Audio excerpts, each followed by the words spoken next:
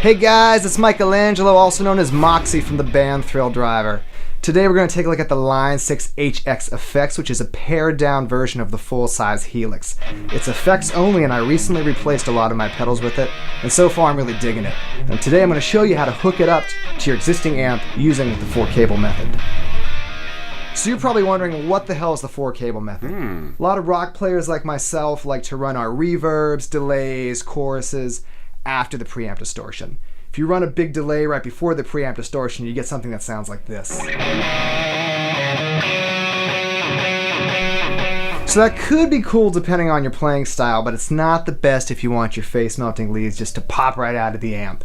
Running 4 cables allows you to play certain effects like wah and overdrives before your amp, and other effects like delays and reverbs after it. So you'll see that I've consolidated all my cables into one giant snake. I can't recommend this enough when using the 4-cable method. If you show up to a gig and you have 4 separate cables, it's going to take you forever to set up. I've done it, it's not fun.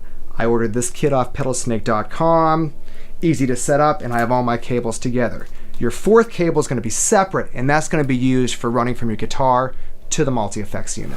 Alright, now let's look at hooking up the HX effects to your amp.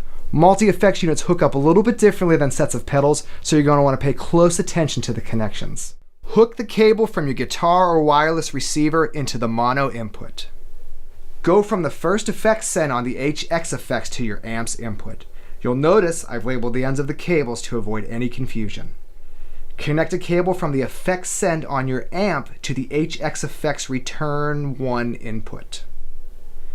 Finally, connect the mono output on the HX effects to the effects return of your amp.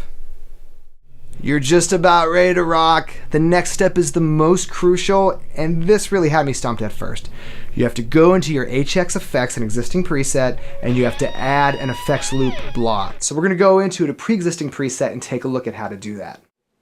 Go to the top left-hand corner of the device and press the button with the 3 lines and select signal flow. Now, let's highlight the empty block here in the middle of the effects. Press the big knob and turn till you reach the Send Return menu.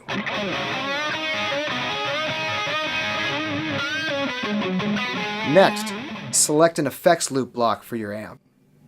The final step is to make sure this is turned on before you save your preset. If you don't, you'll get a very weak signal every time you fire up your amp in HX effects.